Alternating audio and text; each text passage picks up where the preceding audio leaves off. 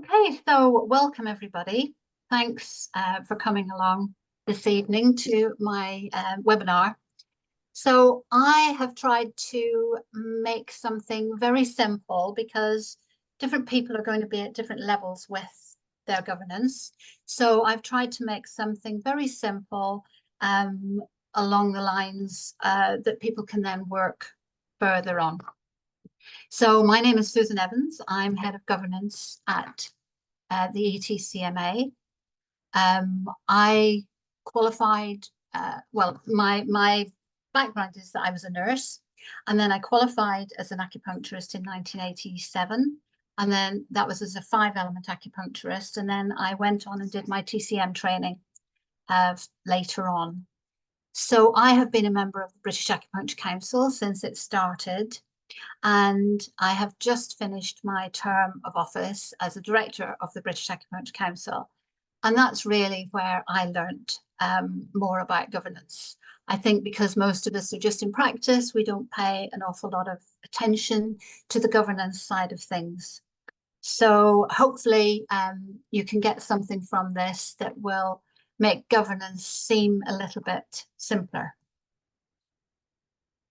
So I thought I'd start with something, because governance is quite a dry subject, thought I'd start with something a little bit more interesting or funny. So this is a book by Cornelia Davis called Acupuncture, the Limericks.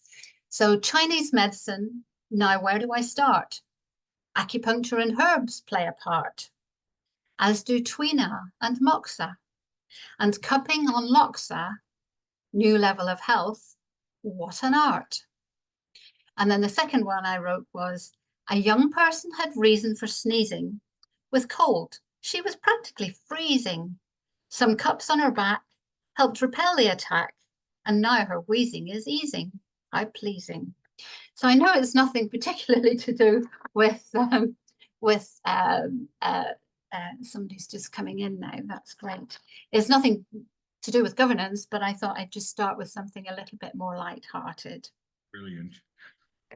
Now, this is a tree that I often use as an analogy with my patients, and I'm sure some of you do as well, that the tree is what we see are like the symptoms, and that's the top of the tree, and that's what we look at. But as Chinese medicine practitioners, we like to go into the roots, and we like to investigate the roots and see what is going on within the roots of a tree.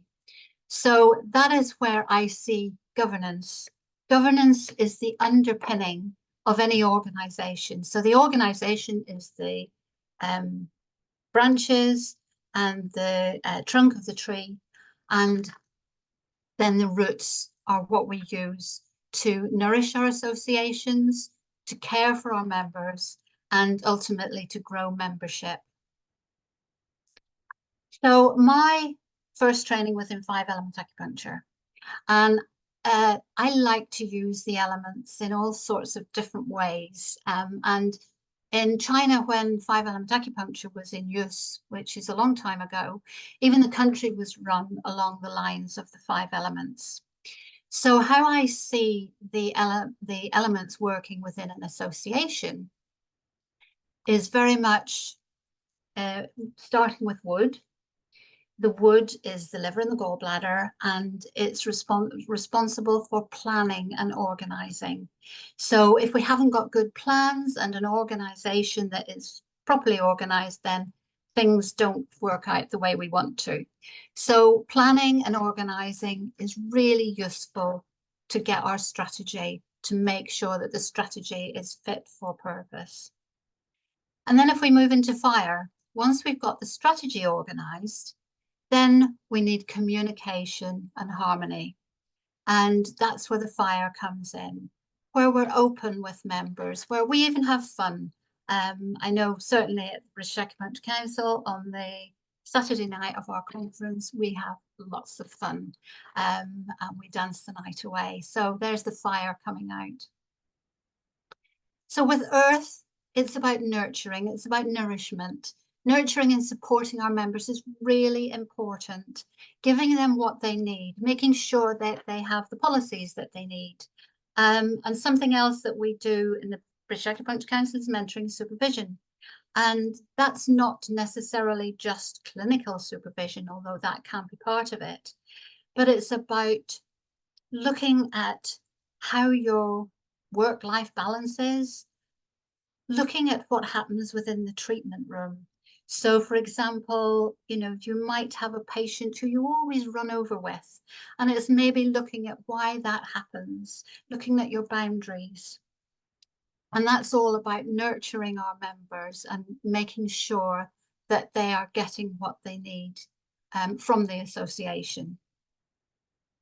So if we move into the metal element, metal is to do with quality and simplicity. So what we're organising needs to be of good quality. We need to make sure that the policies we're putting together have that quality that our members need, but that they're simple. For example, when you're making your strategy, to make sure that it's not pages and pages and pages, to make it simple. Metal is also important for completion. So you may start with your planning and organising in the spring with the wood, with the liver and the gallbladder, then move into the fire element where you've got, your communication, then move into late summer, which is the earth, the spleen time, and then into the lung where it's the completion. So there's no point in starting things and leaving them all up in the air. You have to be able to complete things so that it actually makes sense for members. And then we're looking at the water, and the water is to do with risks and sustainability. So we know the kidney and the bladder is to do with fear, is the emotion from here. So risks and making sure that we have a working risk register. It's really important that we look at the problems that face the organisation. We look at the threats that are out there, and we have those all on a risk register so that we know we have a plan in place to help us look at things that are going to or may cause problems within the organisation.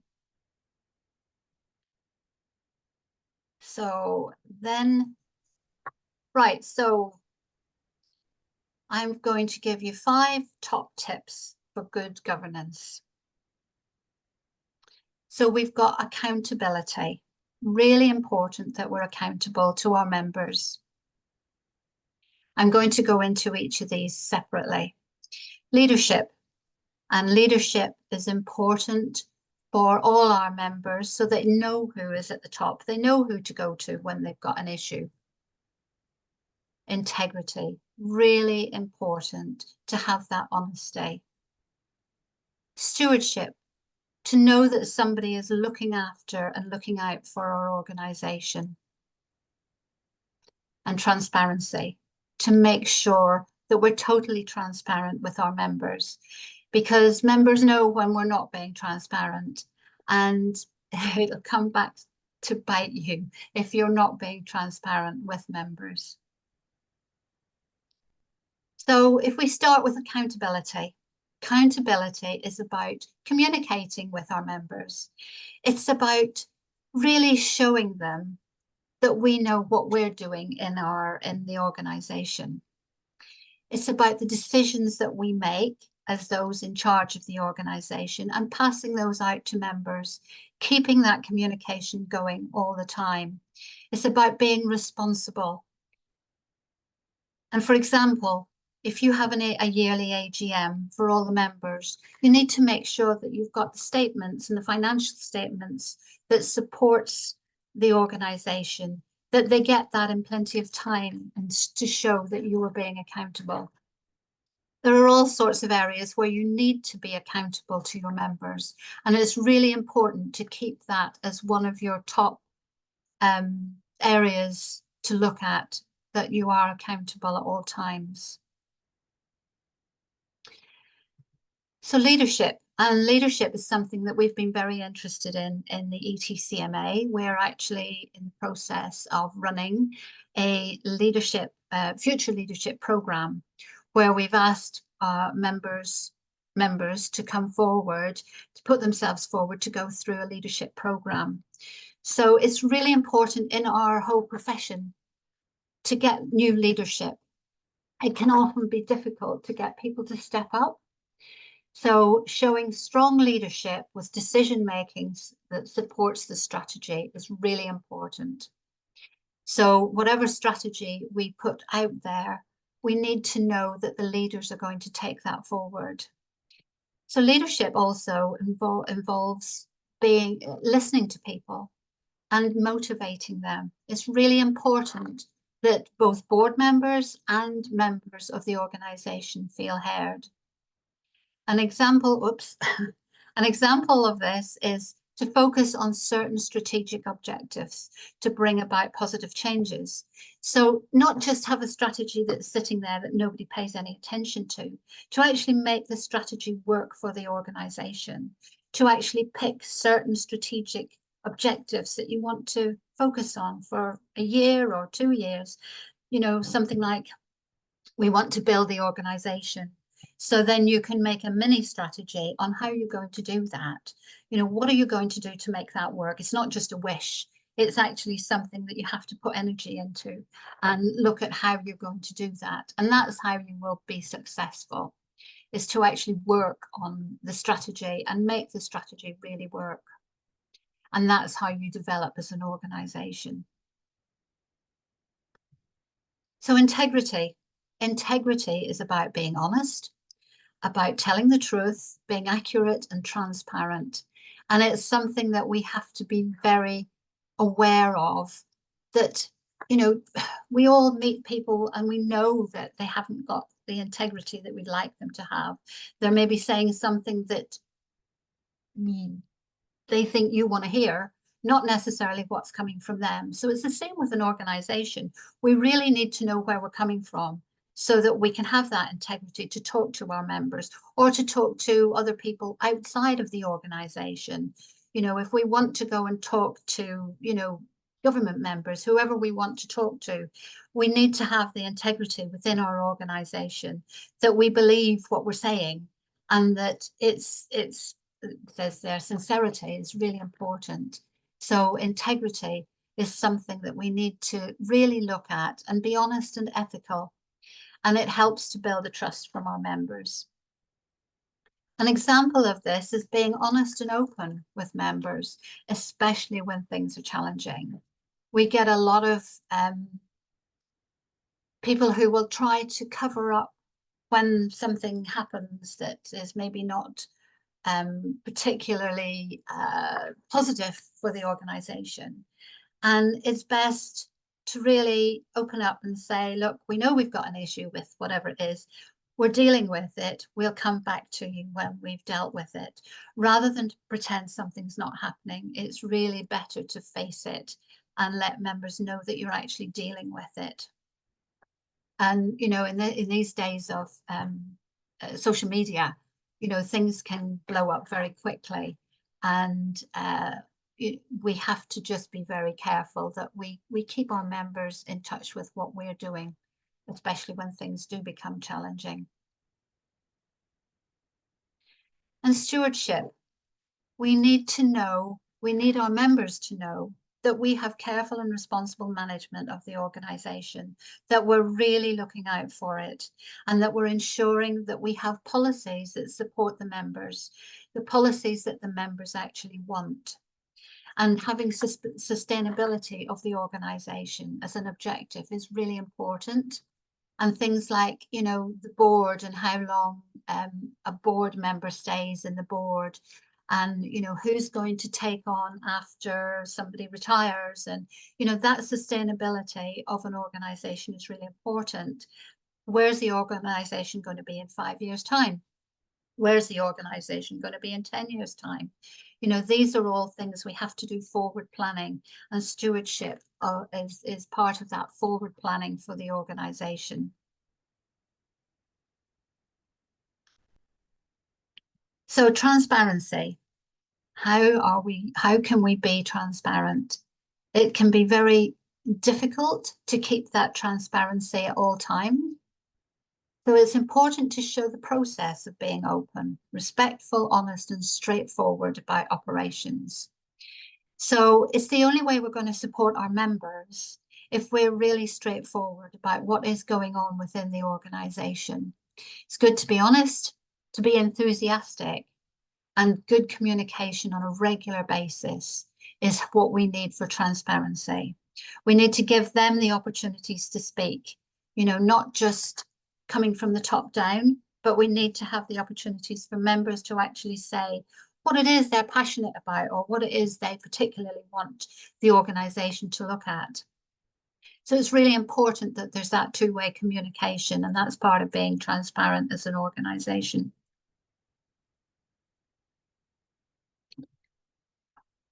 So where do you start when you're setting up an organization and you're looking at governance?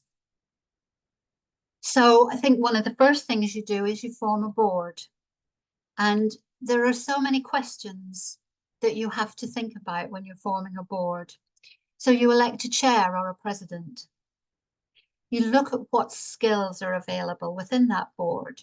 Who have you got on that board and what are they offering? Who's taking responsibility for what? And how often do they meet?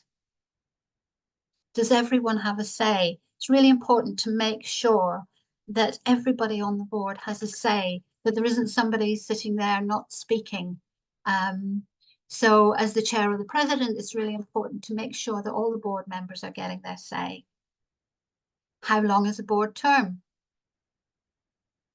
And that's something that we in the British Acupuncture Council, we have a term of 3 years.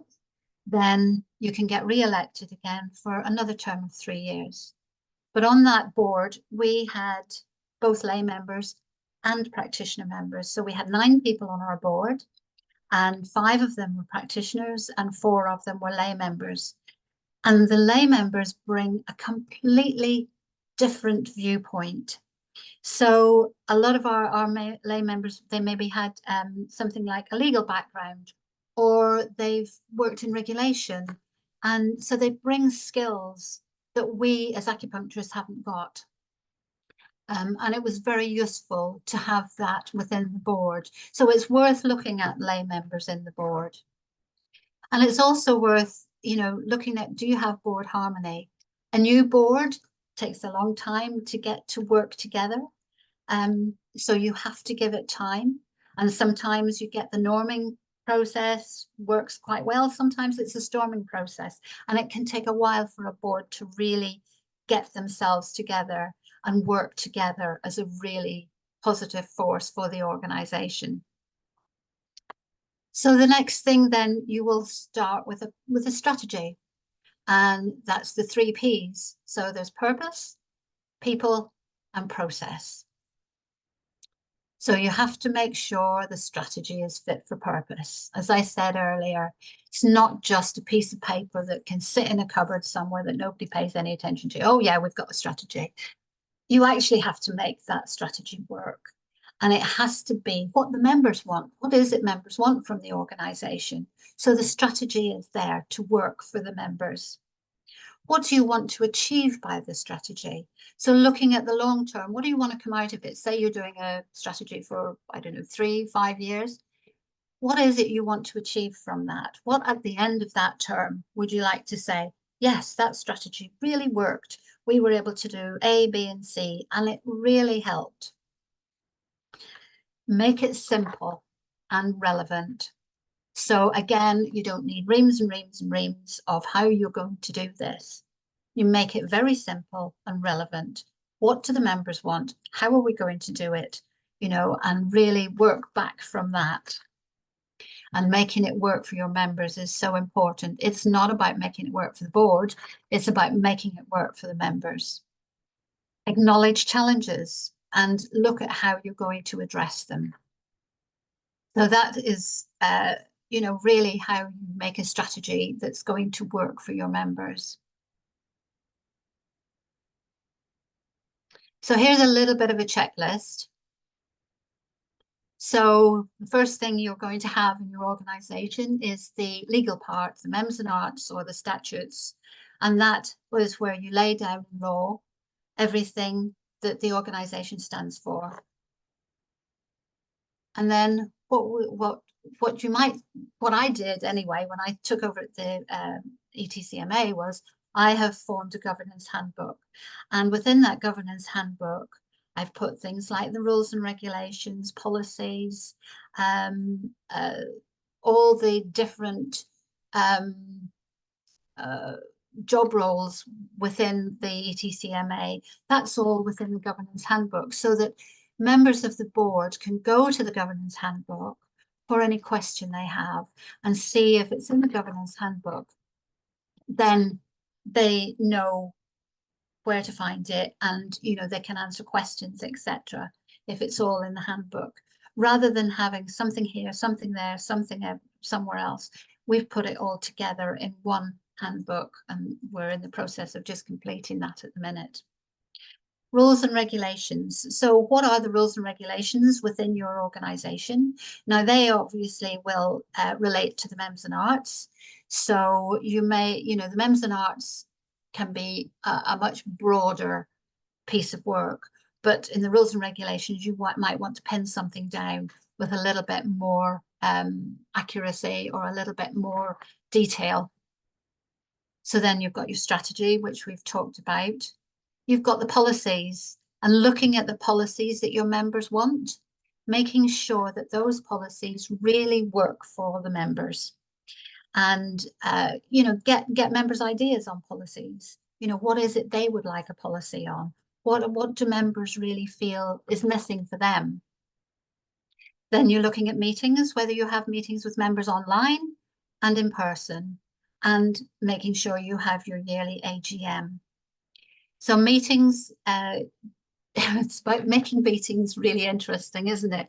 Giving members what they want in their meetings. You might vary those, and have a question and answer session for members, which is really useful. And then communications, really important how we communicate with our members.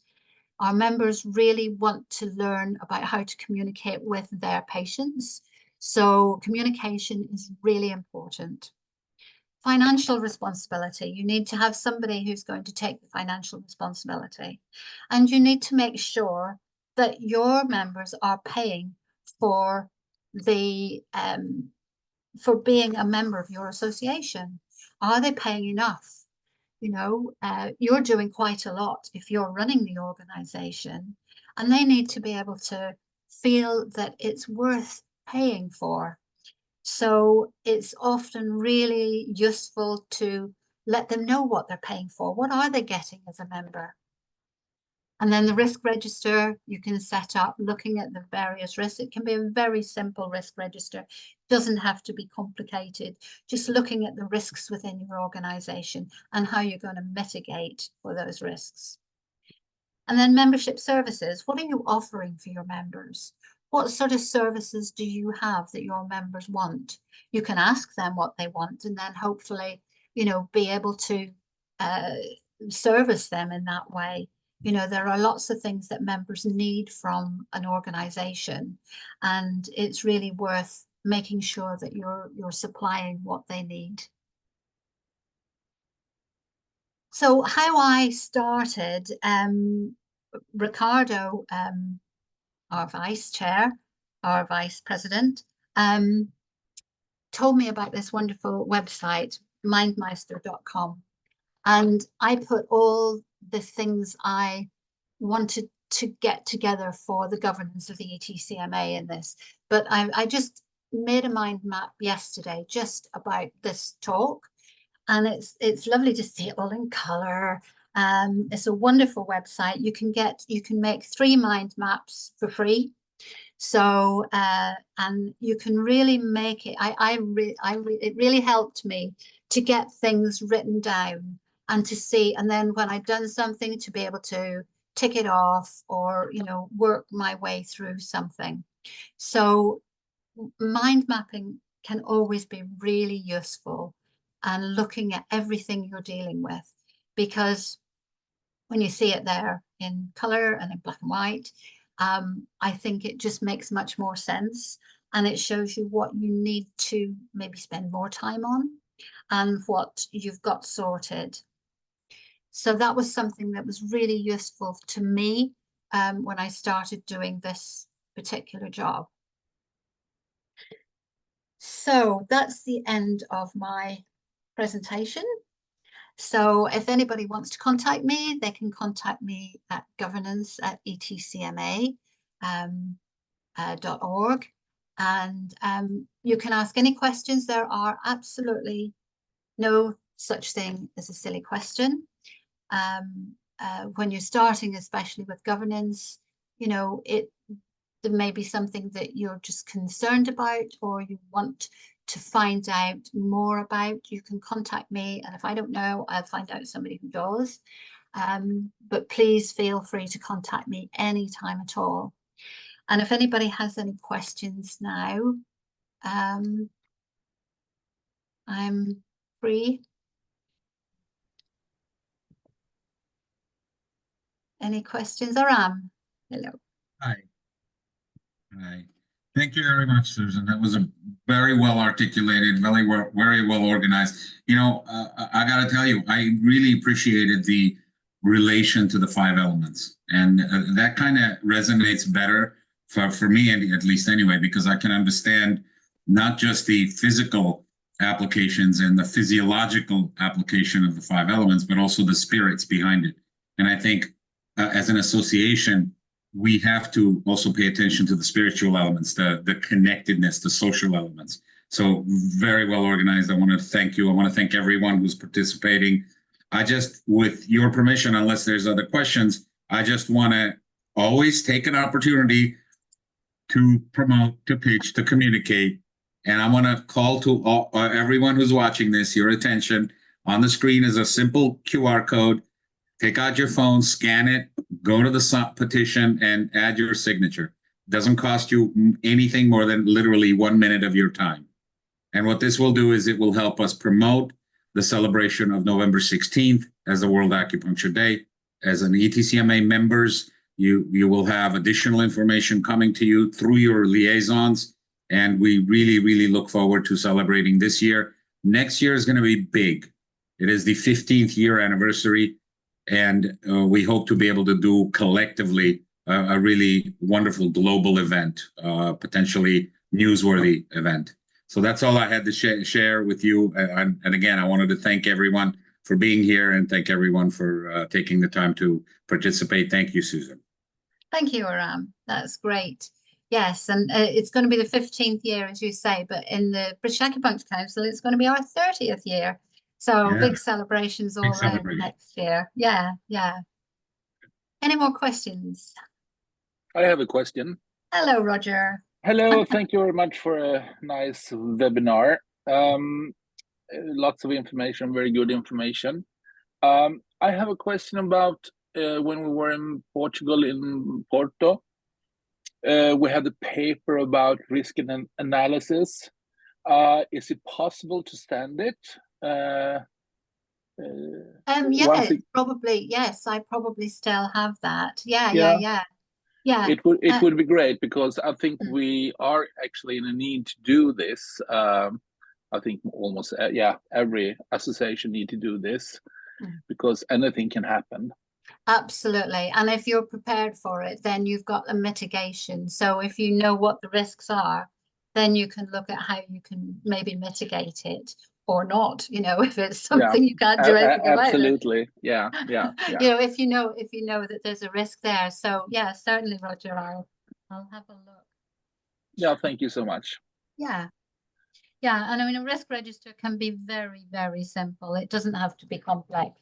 No. You know, so some risk registers can be very, very complex, but you can make it very, very simple. You know, just split it into different areas within the organization that you need to look at. Yes. Yeah. So thank you. Thank you. Any other questions? Susan, well done. It's me, Thank Pia. Hello, Pia. Well, great talk. Yeah, I'm just wondering whether it would be interesting to hear from different organizations at some point how they organize themselves, you know, and have a little bit of an exchange, because it's always great to learn from each other and to see what people do. Yeah, and I mean, I was hoping, you know, if we'd had more people here to really discuss that today, it would have been great to, you know, to know what, you know, what is a priority, because it's so different in different organizations, and some organizations are actually very small, and you know, so their governance is going to be very different to something like the BXC that have got, you know, almost 3,000 members. So actually, know, that gives me a question. Yeah. What do you see the difference is between now that you've seen the ETCMA and comparing that to the BXC in terms of governance? Put you on the spot, sorry. Well, I mean, the basic premise is the same, but I think the BXC, I think because we've always brought in an outside organization to help us with our governance training, I think that's been very useful, and I've learned an awful lot from that.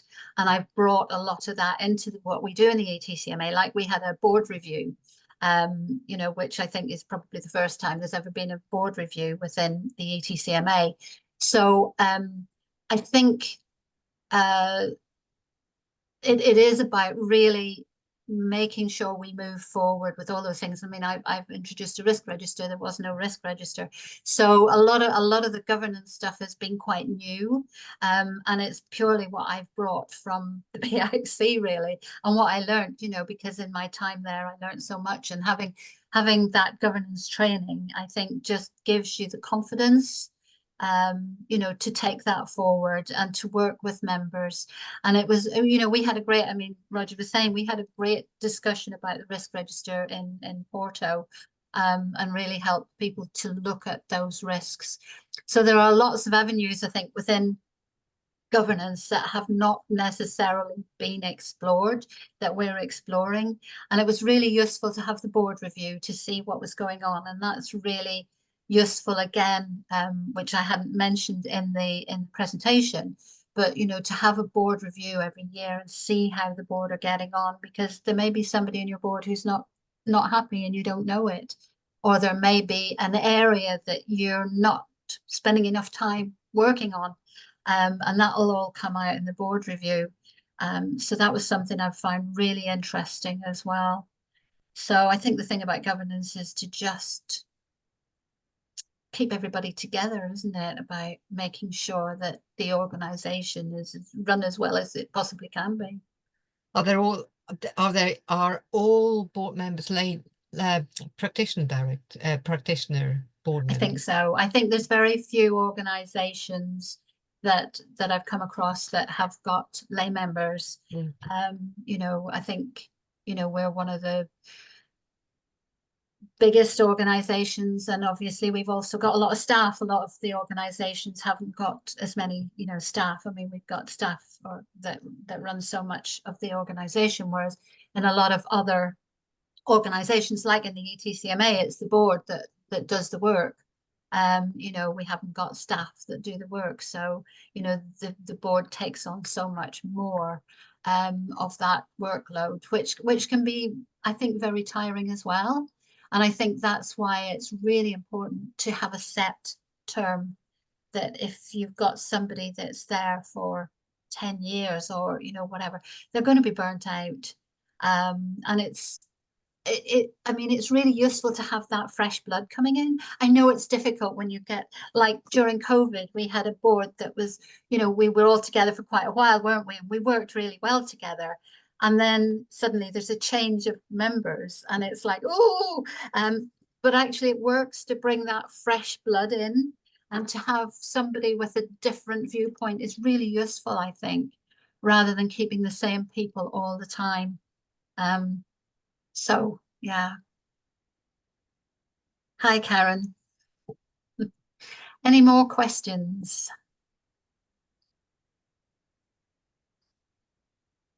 No? Well, feel free to contact me anytime at all.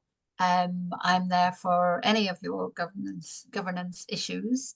And again, it is just about keeping it simple. It doesn't have to be complicated. And you know, the simpler it is, the better. So yes, thank you very much, everybody. Thank I you. will see you. Thank you for coming. All right. Thank you. Thanks. Thank you, Susan.